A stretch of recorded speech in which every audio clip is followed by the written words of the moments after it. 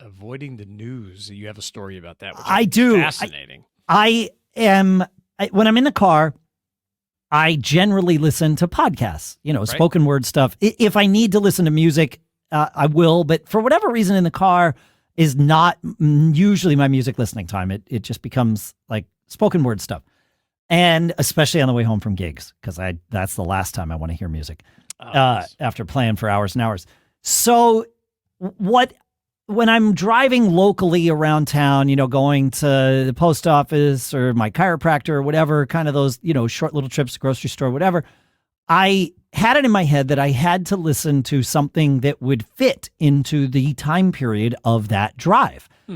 Therefore, I, for whatever reason, defaulted to daily news programming, like the New York Times, the Daily. I mean, every network's got one. And so it just became a habit. And, Sure. I'm not out every day, so I wouldn't listen to every episode of any given program. I would just kind of look and be like, oh, that topic looks interesting. I'd listen. But invariably, it was infusing my brain with all the things that are going on in the news. Maybe I shouldn't say this, but I will say that I went years, even while we were running Mac Observer, without really paying attention to the news in that it was not a habit. I am aware of the things that are going on in the world, like things filter in without me needing to go and pull the news into my brain, right? Yeah, so sure. I would learn the things I needed to learn and certainly could research stuff if something piqued my interest or seemed important. But I wasn't just intentionally shoving news into my head. And that habit changed without really a whole lot of intention on my part in terms of the subject matter. It was like, well, the best thing to listen to is short form stuff, daily news. There you go. Sure, why not? And that changed about a month ago. Getty Lee, the bass player and singer from the band Rush, put out his memoir, a book that he calls My Effing Life. And I bought the book and I was about to start reading it. And then I thought to look, and sure enough, there is an audiobook. No great surprise. It's him reading it. And I thought, well, I want to hear him tell these stories. I'm a huge fan of the band. Like, I want to hear it in his voice. And it's paid off, right? Yeah, it's great. And I had a couple of long car rides, hour and a half long car rides the first week that I listened to this, which was a great way to get started. But it's, 16 hours of audio or something. And so that got me going and certainly got me invested. And now it's the thing that I listen to when I'm in the car.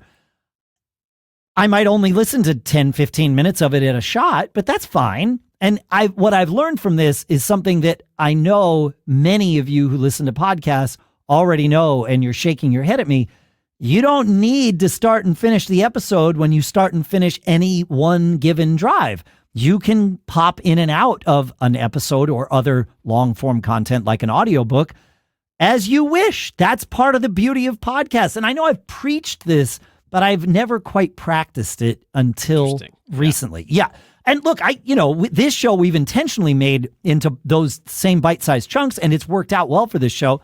But, I do Gig Gab, which is an hour long, and Mac Geek Gab, which is like an hour and a half. And I know people pop in and out. We get notes that are like, well, I haven't finished the episode yet, but I wanted to comment on this one thing, which is totally fine. It's worked out great for almost 19 years. This not having the news intentionally shoved into my brain by me has been a game changer. I'm fairly aware of what's going on in the world. It's not like I've completely lost touch, right? You can't avoid it, but not having it be just, now it is intentional when I consume news as opposed to it just being habitual.